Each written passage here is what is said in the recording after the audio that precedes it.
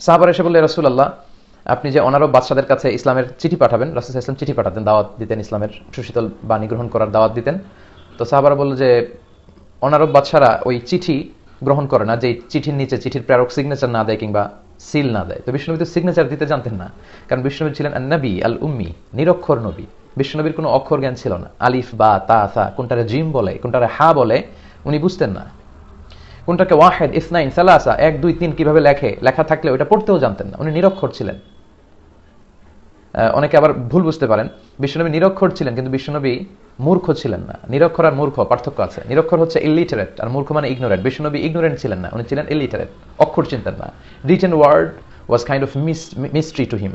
লিখিত কোনো জিনিস রাসূল সাল্লাল্লাহু আলাইহি ওয়াসাল্লামের কাছে এটা একটা রহস্যের মতো ছিল, উনি পড়তেই জানতেন না। কেন জানতেন না? আল্লাহ ওনাকে শিখাননি। বিশ্বনবী যদি লিখতে জানতেন, পড়তে জানতেন, তাহলে কাফির মুশরিকরা আরো বেশি করে বলার সুযোগ